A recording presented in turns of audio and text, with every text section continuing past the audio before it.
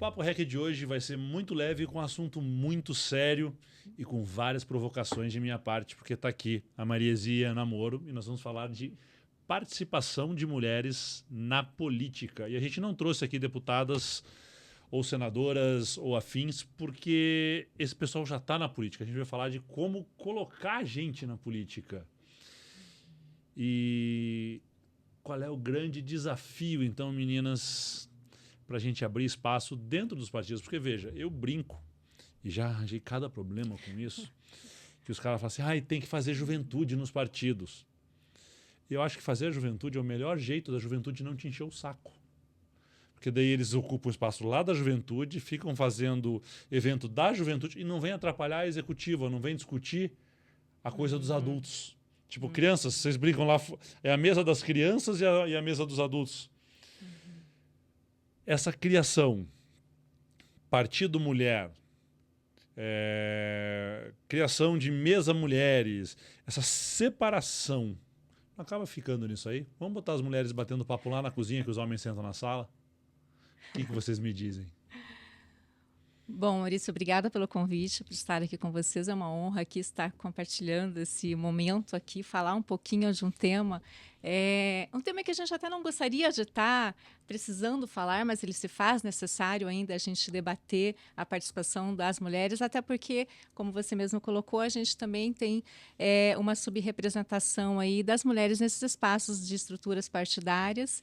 E eu e a Mariezia, que somos companheira do Fórum Paranaense de Instâncias de Mulheres de Partidos Políticos, onde a gente traz aí alguns questionamentos, inclusive, para a gente vencer esses desafios, né? Como é que a gente vai integrar as mulheres dentro das estruturas partidárias? A gente ainda tem essa percepção que a mulher, que esse ambiente ainda não é um ambiente para a mulher. Mas a gente, junto no fórum, a gente trabalha com essa construção de integrar e que as mulheres participem dessas conversas de políticas públicas. Fale não só da participação da mulher, mas também fale sobre a crise climática, fale sobre o problema da educação, sobre o problema do transporte público, porque essas políticas a gente precisa trazer para o ambiente feminino, para o ambiente de discussão e colocar em pauta, porque elas impactam a vida de nós, mulheres. E para isso a gente precisa que as mulheres estejam participando mais dentro dos partidos, colocando o nome à disposição, disputando espaços de poder e tomada de decisão dentro das estruturas, porque nessas estruturas a gente tem poucas mulheres, apenas 11% de participação de mulheres em principais cargos dentro dos partidos políticos que ocupam a presidência, secretaria geral ou tesouraria. Então, são desafios enormes que a gente tem pela frente aí e é necessário continuar esse debate, né, fomentar para que a gente, daqui a um tempo, não precise mais estar falando sobre a participação, que as mulheres estejam falando, nos representando nas suas bancadas, né, na câmaras municipais, nas câmaras, na Assembleia, na Câmara Federal, discutindo aí projetos de desenvolvimento econômico e aí refletindo na vida da mulher aí no Brasil, enfim, no nosso estado, em Curitiba. É interessante. Mas vamos lá, a gente vai ter uma eleição agora. Mariezia está montando chapa, Namoro está montando chapa, e nós vamos ter as candidatas a vereadora. Isso. E é comum, não é a regra, existem exceções e toda a regra, mas é comum você ver a mulher que entra na política e você pergunta para ela assim, então, vereadora, sua proposta. Eu estou aqui para garantir a feminilidade, estou aqui para garantir o direito das mulheres. Parece que há um medo das mulheres de entrarem na política e dizer, eu estou aqui para discutir o orçamento, eu estou aqui para discutir segurança pública, eu estou aqui para discutir geração de emprego. Parece que as mulheres já entram, não sei se vocês sentem, vocês mexem mais do que eu, elas já entram encaixadas naquele quadradinho da cota feminina da política. Eu sinto isso. Como é que vocês veem isso? Então, primeiramente, Maurício, também gostaria de agradecer. Para mim é uma honra estar aqui com você, com a Ana, que é uma parceirona, que a gente, geralmente, as nossas lutas em relação às políticas públicas de gênero, até está faltando a Maiara, nós temos outras colaboradoras, nós somos em 14 partidos dentro do fórum. O fórum é suprapartidário, então a discussão realmente é sobre a questão de gênero. Eu já fazia parte e fiz parte da eleição passada dentro de um processo de uma secretaria de mulheres, e a dificuldade maior das mulheres, infelizmente, é o não preparo delas em relação a isso. Porque a maioria acha que simplesmente tendo o fundo partidário que foi criado recentemente, isso daria uma projeção, inclusive, delas se saírem vencedoras. Só que quem está dentro de um partido sabe que não é só isso. É como você falou, ela tem que vir com preparo, ela tem que conhecer as bandeiras e as causas de lutas dela. Geralmente, e eu coloco muito isso, que tem que ser coletividade. Não adianta você fazer um projeto pessoal sem, como diz o outro, falar com os parceiros. E a questão maior do que eu vejo dentro dessa política, e eu tenho debatido muito, isso inclusive na Assembleia a gente já fez um evento com o Fórum, né, Ana, falando justamente sobre isso. A lei do fundo partidário foi criada para que houvesse mulheres na política. O problema maior é que a gente ainda está refém aos presidentes nacionais e estaduais. As mulheres que são as secretárias nacionais e as estaduais, elas não têm essa independência para poder direcionar esse fundo. Então, se o presidente fizer um acordo como tem sido feito após ter sido criado o fundo partidário e tem sido feito esse acordo com os presidentes nacionais, dizendo que quem vai repassar direto para essas candidatas não vai ser o Estado, tirando a autonomia dos Estados e vindo direto da nacional, acaba desmotivando. Porque o que acontece? Todo partido ele faz uma regra dentro da distribuição. Geralmente é feita primeiro para as majoritárias, depois para as reeleições e as candidaturas que realmente sejam viáveis. Então, isso acaba desmotivando outras mulheres de participar. E a gente, inclusive, está para sair um evento, logo aí a gente vai saber até o dia e o horário, justamente falando sobre isso, porque as mulheres não querem mais servir de trampolim. Só que o que acontece? As presidentes, elas ainda são submissas aos presidentes estaduais e nacionais. Então, elas não têm voz ativa. E o fórum, apesar nós temos o Fórum Nacional e o Estado do Paraná tem saído muito na frente em relação a isso, a nossa discussão tem sido isso, é justamente criar essa lei para que seja desvinculada e criado realmente a conta das mulheres. Até porque, para garantir que elas possam se aperfeiçoar, entender melhor da fala delas, qual é o espaço que elas querem ocupar, quais as bandeiras que elas querem ocupar. Então, a gente percebe que tudo isso ainda está vinculado ao fundo partidário. Mas isso, infelizmente, a gente vai depender que isso seja votado lá em cima, né? Senão a gente não tem como... Uma certa liberdade maior. Porque, veja, eu entendo a parte do legislação para mulheres feitas por homens, né, que a gente tem aí decisões extremamente machistas que, de outra forma, poderiam ser alteradas. Mas quando a gente coloca, como eu falei, dentro desse nicho, desse fechado, né, eu acho que a gente perde a relevância.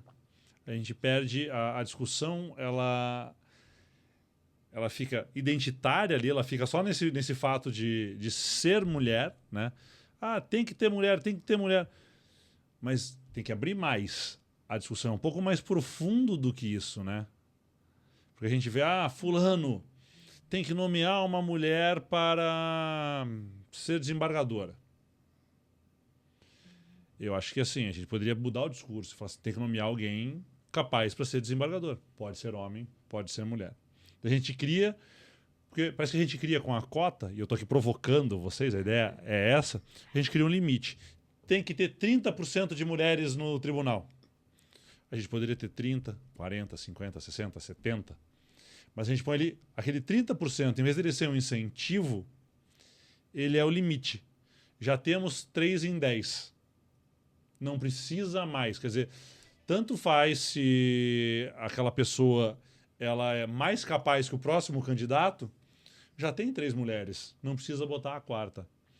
Então, como vocês veem isso, se a gente teria como transformar essa política numa maneira mais inteligente de trazer a discussão? Porque, assim, o número mínimo ele se torna, na verdade, um número máximo. Não sei se vocês perceberam isso.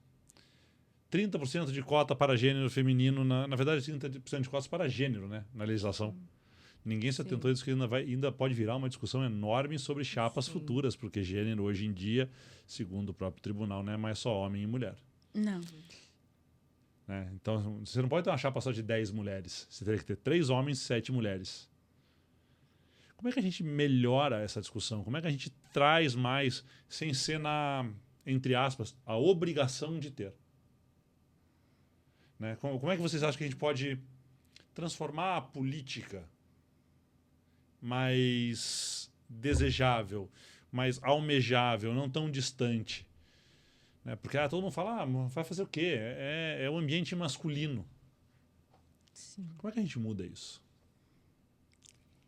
É um desafio, né, Marise, para a gente poder trabalhar, mas assim, a gente realmente precisa ainda defender a questão das cotas, a gente precisa ainda incentivar as mulheres e tentar integrar ela dentro dos partidos para que a gente comece a mudar esse cenário a partir do momento que as mulheres estiverem comandando os partidos políticos, participando essas estruturas, dentro desses espaços de tomada de decisão, tomando algumas atitudes trabalhando a questão da formação, conhecimento da mulher de forma permanente, né? Que as mulheres estejam sempre ali ocupando esses espaços, aprendendo. E apesar que eu acho assim que tem muita mulher pronta, já preparada, a gente nem...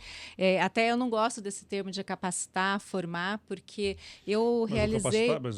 Capacitar e formar nós estamos fazendo para vereadores, né? Não são só as mulheres que não estão prontas para entrar na política. Inclusive, tem muitos homens, assim, muitas mulheres mais bem preparadas que homens, que candidatos homens, né? A gente, em 2018, realizou um encontro suprapartidário em 2018, pelo Grupo Mulheres do Brasil, onde a gente apresentou mais de 50 candidatas. Assim, a gente ficou surpresa com o nível da qualidade das mulheres. Nesse encontro que a gente fez, né? O nível de domínio de debate, de pautas, falando sobre economia, políticas públicas. Então, é um desafio, mas ainda é necessário que a gente consiga ter um trabalho permanente para que essas mulheres elas continuem o projeto eleitoral, e o sistema de cotas ainda, ao meu ver, é um caminho, até porque a gente tem desequilíbrio dentro do partido, né, quando eu falo de forças, né, e que acaba sempre propiciando quem já está no poder.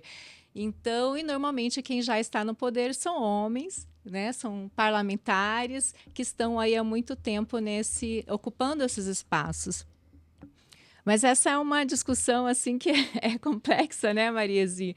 São vários fatores aí. Eu penso que a gente precisa estar atuando aí fortemente, com o apoio de homens também que têm essa preocupação, que a gente precisa furar essa bolha, que a gente precisa trazer essas mulheres até para poder equilibrar as políticas públicas, né? Ter políticas públicas mais adequadas para as mulheres, porque tem muitas políticas que não pensam na mulher, né? Até porque nós tivemos um exemplo na eleição passada, principalmente na municipal, em Foz do Iguaçu, por exemplo, nós tivemos um partido que colocaram uma mulher, essa mulher fez parte da chapa e ela tinha o sogro. E aí o que ocorreu? Ela não fez eleição para ela e fez eleição para o sogro. Usou o fundo partidário dela para eleger o sogro. Só que fez um vereador e esse vereador foi cassado. Então, assim, é um problema que também, quando a gente vem e a gente... eu sempre critico que o brasileiro tem a mania de dizer assim, a gente dá um jeitinho. Infelizmente, a política ela vem mudando e tendo novas regras. E essas novas regras, para os políticos mais antigos, eu não, né, que já vêm de mais tempo, eles acham que eles ainda conseguem manipular e conseguem articular. Só que eles não entenderam que nós temos um Tribunal Regional Eleitoral, nós temos um Ministério Público, né? Nós temos uma Defensoria que hoje ela está vendo com uma visão melhor e mais detalhada sobre a participação da mulher na política. Então, é isso que eu acho que ainda também vem garantindo que as mulheres consigam ocupar mais espaço. Mas também, deputado, eu também brinco o seguinte, às vezes não adianta o senhor ter uma mulher lá que não nos representa. Que é o que a gente também é uma crítica, né, que a gente faz também entre a gente, porque a gente sabe que muitas vezes essas mulheres elas não estão lá para nos defender, elas estão lá às vezes por uma questão machista e patriarcal que a gente vem de uma história, né? Mas elas falam assim, não, mas é que eu devo isso a fulano de tal. Então, tanto que teve uma das coisas que a gente também tem debatido muito é que mulher vota em mulher vota em mulher sim, desde que ela tenha capacidade, que ela tenha conhecimento e que ela saiba o espaço que ela está ali ocupando, que é para nos representar, e não simplesmente para preencher cota ou para ajudar na campanha de outros homens. Não que eu estou criticando, mas essa mas é a realidade. Né? Nós temos hoje mulheres que são candidatas, que são as candidatas laranjas, isso é comum, que é candidato para obtenção de fundo eleitoral, né? Tem um lado bom e tem um lado ruim, é o que você falou. Coloca as mulheres, obriga a se colocar mulheres na política. Daí vem a discussão, que tipo de mulheres? Mulheres que querem ou mulheres que foram colocadas? É um preenchimento de cota, né, para preencher uma burocracia, ou é uma inclusão na política? O discurso pode ser debatido, e aí nós temos exemplos e em qualquer profissão, né, as mulheres, como você falou, quando querem, elas estão mais preparadas que os homens, porque vocês precisam estar mais preparadas que os homens. Se vocês levantam a voz, vocês são histéricas. Sim. Se vocês estão de mau humor, vocês estão de TPM. Então, exige-se das mulheres que entram nisso, né, uma preparação maior que a dos homens. Ou só está lá porque é bonita, só está lá porque estava namorando. E a gente escuta isso não só na política, em corporações privadas, em corporações públicas, no TJ, no Ministério Público, na polícia, no bombeiro. Há essa discriminação, muitas vezes até mesmo de mulheres. Mulher discriminando mulher. Mas eu acredito que quando elas querem, e quando vocês querem, vocês são mais preparados. Vocês têm que se esforçar mais para chegar onde chegou um homem. É mais difícil uma mulher se eleger deputada estadual, deputada federal, do que um homem. São maiores os desafios, inclusive dentro do partido. Mas está mudando? Vocês acham que está mudando? Que tem mais mulheres entrando na política? Que está discutindo mais? Que está se querendo discutir mais? Ou que a gente está fazendo um grande teatro? A eleição passada para municipal, eu vou ser franca com você, o partido que eu estava à frente, nós tínhamos 18 mulheres. Quando a gente entregou o partido, nós fizemos 44 vereadoras. Já na estadual, eu percebi uma dificuldade, porque aí é que está. O processo dos partidos e a preocupação, inclusive, sobre essa questão desse evento que está sendo elaborado, é justamente esse, porque as mulheres só são procuradas durante os períodos eleitorais.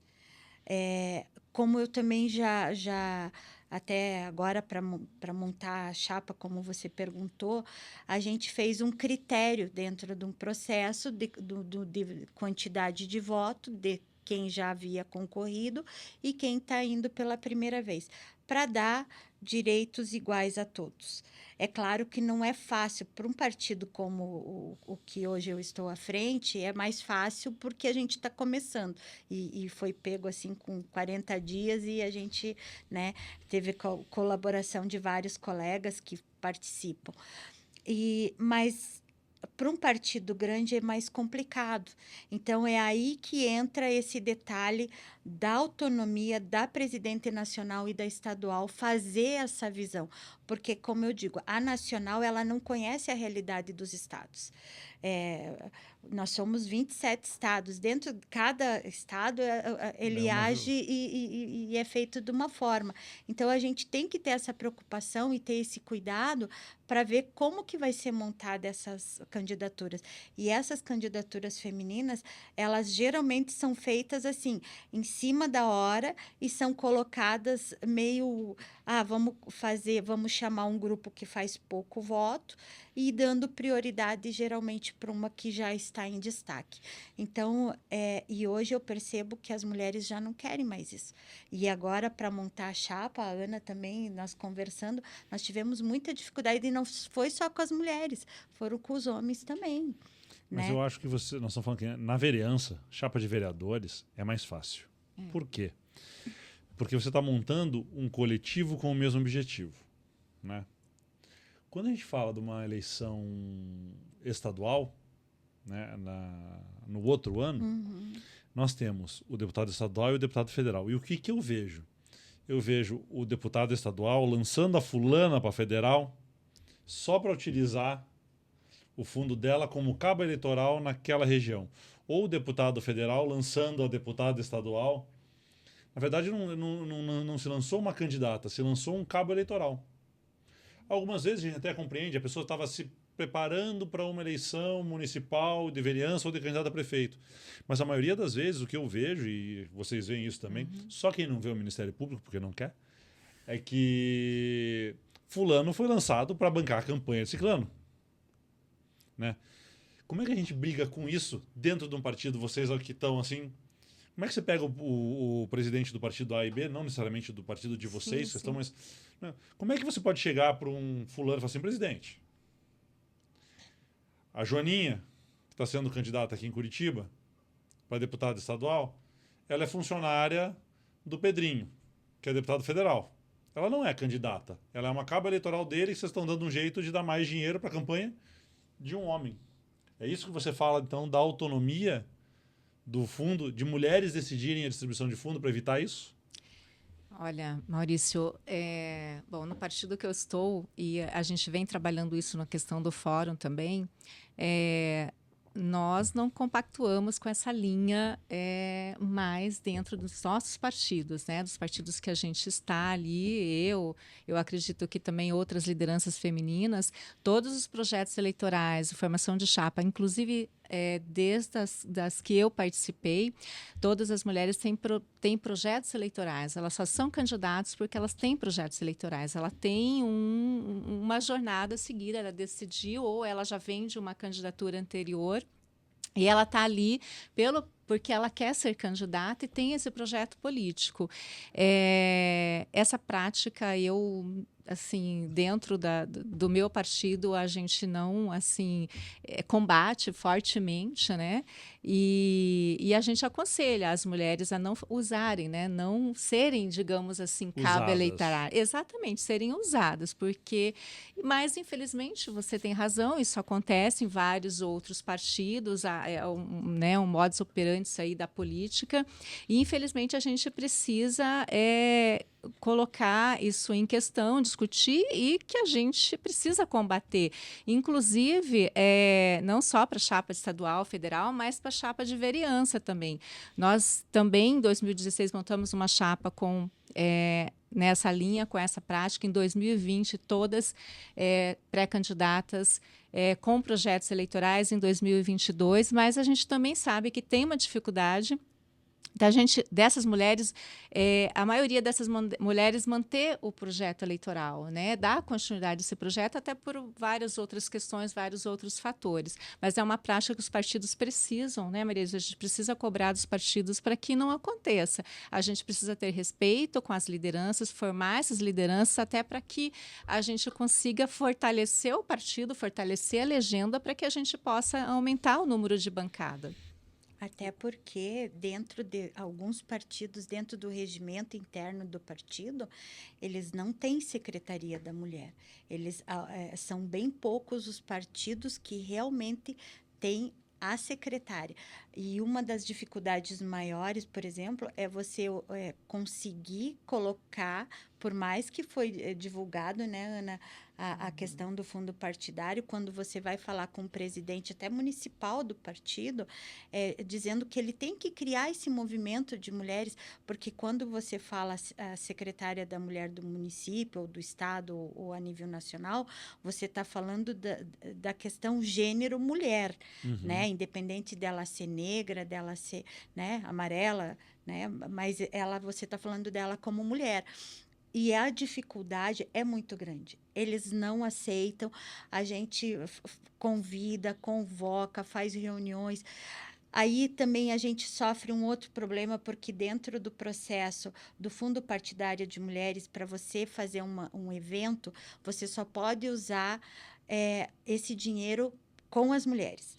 Aí houve uma reunião no Tribunal Regional Eleitoral e eu cobrei e perguntei como que nós teríamos acesso a esses presidentes se a gente não conseguir trazer eles para orientá-los e comunicá-los que eles precisam criar essas secretarias. Aí ela falou que, infelizmente, isso ainda não é possível, porque esse dinheiro só pode ser usado para a mulher. Só que esse dinheiro, no meu ponto de vista, a partir que você está usando para conscientizar os presidentes que eles têm que convocar mulheres, você está usando... Ou seja, a gente fica preso numa própria burocracia. A gente falava em off aqui. Uma coisa que me deixa... Lembrar da censura? Uma coisa que me deixa muito chateado é a hipocrisia. Né? Então, nós temos leis, atos, nomeações, títulos, verbetes e o diabo a quatro para a mulher. Na prática, não muda nada.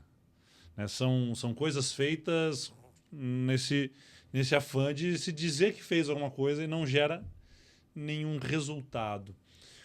Na opinião de vocês, o que mais afasta a mulher da política? Depois que ela entra, não, já teve coragem. Mas depois que ela entra, que ela é eleita ou que ela está no... A mulher está lá, tô lá. Ela fui tá... eleita, não fui eleita, tô na vida partidária. Tá lá a Ana Moro, que faz um trabalho incrível, se dedica, tem problemas pessoais e tá lá. Tá lá a Mariezia há anos nisso lá, brigando, fazendo, tocando. Mas eu já vi tantas outras entrarem empolgadas, querendo, dispostas, some.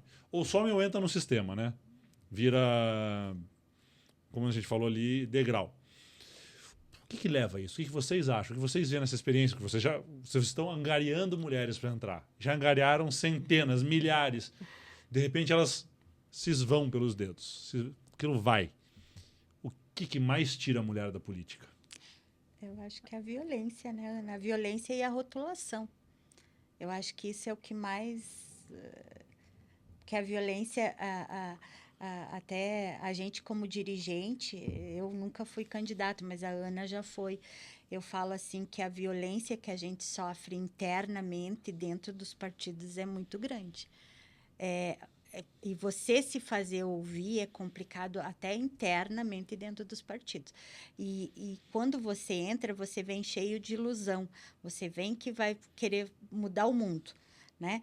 Para vocês, homens, que eu falo assim, que tem essa facilidade, e a gente ainda vive num mundo muito machista, a gente percebe que a violência é a pior de todas, porque a rotulação e a maneira como a gente é tratado é complicado.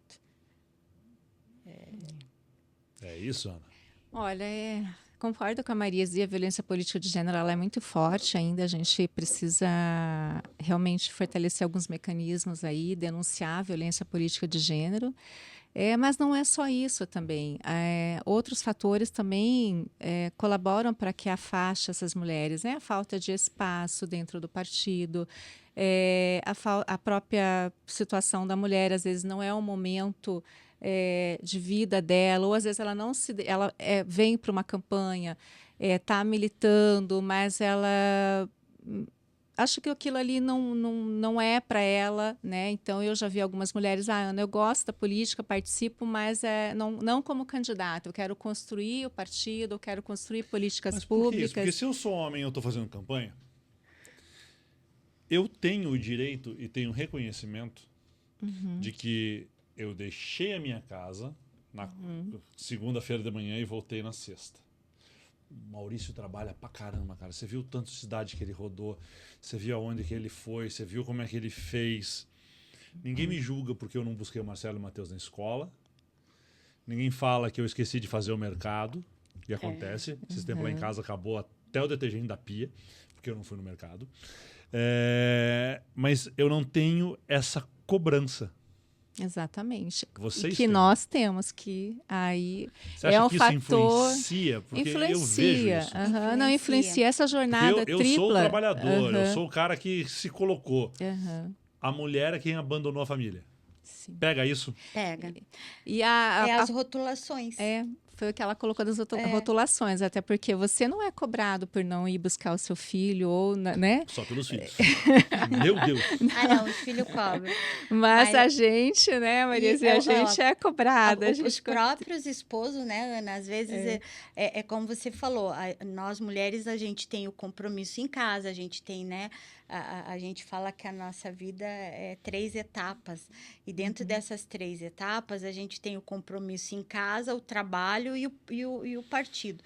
E aí, dentro desse período, dessa questão família, eu, por exemplo, os meus filhos me cobram muito. Porque eles falam, mãe, a nossa adolescência e a nossa infância, você sempre esteve ausente. E aí entra realmente esse detalhe. Você acha que eu não tiro um sarro da minha mãe com isso? Muito. E a gente percebe. Só que, ao mesmo tempo, eu até tenho colegas que você está arrumando confusão, arrumando coisa que você não precisa. Mas, ao mesmo tempo, eu penso que o que eu estou fazendo é para o futuro dessas mulheres que estão aí, como a minha filha, como, né, as mulheres, as meninas que estão vindo aí. E o pessoal fala assim, você é feminista. Eu falo, olha, eu não vou rotular como feminista, mas eu luto para que a gente tenha os direitos de poder trabalhar, de poder ter o nosso salário. Então, você é feminista. O problema é que as pessoas não sabem a definição. A definição, porque entre feminismo e feminista tem uma diferença. E aí, essas rotulações é que às vezes te judiam. Então, eu não vou te dizer, para a mulher não é fácil. Eu já tive um caso de uma candidata, que ela foi candidata a vereadora num determinado município, que ela não abriu a boca. Quem falava por ela era o esposo. Entendeu? Então, são situações que praticamente um caso de polícia isso aí. Né? Infelizmente, mas é isso que eu te falo, que ainda existe isso. Só que a sociedade, ela cobra muito da mulher, mas o homem é normal ele viajar, como você falou, você viaja a semana inteira. A mulher, ela pode até viajar 1 ou 2 vezes. Agora mesmo nós estávamos conversando sobre as questões de viagem. Para nós é uma dificuldade grande, porque a gente tem o próprio trabalho e tem a família. E eu vou dizer, né? para você, é lógico que eu, com 44 anos, nascido em Curitiba, tenho a minha carga de machismo. Sim. Não vou sair para... Lógico que não tem, é estrutural. Né? Tá na sociedade. Você vai viajar, vocês vão viajar, vocês vão viajar sem o marido. Exatamente. Existe essa cobrança, né? Então, eu imagino que a gente... Existe da sociedade, existe do marido também. Por mais que ele lute contra isso. Exatamente, porque daí a gente tem que dar, né, conversar, explicar, então... Eu entendo, porque eu me pego fazendo isso de vez em quando. É uma construção de... Agora, a cobrança, vou contar para vocês, que a gente está gravando hoje aqui. Ontem eu tive uma palestra fora de Curitiba e meu telefone tocou. Era meu filho. Brigando comigo porque eu não tinha avisado ele que eu não estaria em casa. A minha mulher não brigou, minha mulher andou para mim. Mas o meu filho, papai, como assim você está viajando, você não está em casa? Você não me avisou que você não ia estar em casa hoje de manhã? Você não prestou contas. Vocês passam por isso com toda uma sociedade e deve ser muito difícil. Porque a gente está falando do Sul, que finge não ser machista e é machista. Sim. A gente está falando do Nordeste, que tem uma cultura patriarcal mais forte ainda que a nossa. E nós estamos falando de um Brasil extremamente polarizado, onde tem gente aí na internet falando coisas do que a Bíblia manda, que eu nunca li na Bíblia, né? Eu já vi gente pregando ali que a mulher tem que estar à disposição do marido 24 horas por dia, naquele esquema novela do José Wilker, né? Se lave que hoje eu vou te usar. Então, eu acredito que vocês estão numa briga dificílima. Eu acredito que não é fácil. Nós, homens da política, temos muito o que aprender e deixar de ter medo. Eu acho que o maior problema é o medo por parte da machaiada. É o medo da mulher ser melhor, é o medo de perder o controle, é o medo da esposa ser maior que ele. Eu acho que é muito medo, é insegurança. Agora, como é que a gente dá segurança para vocês fazerem? Marício, realmente assim, é um ambiente difícil para as mulheres, né? Mas assim, é difícil para a mulher estar na política, mas a mulher ela precisa estar na política, ela precisa estar ocupando esses espaços, mesmo com todas essas dificuldades, né? De jornada tripla, de pouco espaço dentro dos partidos, pouco recurso. Nós precisamos mudar esse cenário, a gente precisa equilibrar, né? Hoje na Alep nós temos 54 deputados, 10 mulheres, né? 10 mulheres. Né? Na Câmara Municipal de Curitiba, a gente tem lá 38 cadeiras, hoje tem 7 mulheres. Então, até para poder equilibrar aí a elaboração e implementação de políticas públicas, a gente pensar que essas mulheres também estejam pensando, né, políticas para a gente. E também os homens, né, como você aqui, um deputado trazendo para falar sobre essa pauta é importante, porque mulheres falando sobre mulheres e homens fomentando essa pauta também inspiram outras mulheres a estarem nesses espaços, a poder participar, né, Mariese, da política, a integrar uma estrutura partidária, a compor esse movimento que a gente está fazendo do Fórum Paranaense de Instâncias de Mulheres de Partidos Políticos, que vem a integrar mulheres de partidos para que nos fortaleça cada vez mais, até para a gente poder vencer esses desafios, que são tantos, né? São tantos desafios aí, mas a gente não precisa ser mulheres extraordinárias para poder estar aí na política. Até porque a maioria dos homens é medíocre, viu? Vai por mim que eu tô lá no meio. Exatamente, eu lembro da... É uma mediocridade na política, meu Deus do céu. Não, a vez do impeachment da Dilma, né? Lembra do voto dos deputados, né? Que horror aquilo lá, né? Então, mulheres, tem muitas mulheres competentes, muitas mulheres boas, vocês não precisam ser maravilhosas, extraordinárias, precisam participar da política e construir aí que a gente tenha um futuro melhor, mais igualdade de gênero, mais participação dentro aí das estruturas e dos espaços de poder. Até porque, para falar de políticas públicas para a mulher, nada melhor que a própria mulher falar, né? Tal do lugar de fala. Porque senão, eu até brinco que, para você ver, a gente teve tantas mulheres maravilhosas que, se hoje nós temos direito a voto, porque teve uma mulher lá que reuniu um grupo e foram lá, brigaram, e hoje as mulheres votam, né? Que é uma coisa que o pessoal acha que é bem antiga, mas não, é praticamente recente, né? A história do mundo é de ontem, né? Então, a gente tem que verificar e ver que essas mulheres, tiveram mulheres que vieram nos dar esse direito. Como você falou, até mesmo às vezes eu fico olhando essas mulheres que usam a própria igreja, a própria Bíblia. Eu me considero uma mulher de família, porque eu tenho uma família, né? Independente da minha religião ou como quer que seja, eu me considero uma mulher de família e venho de uma família, né?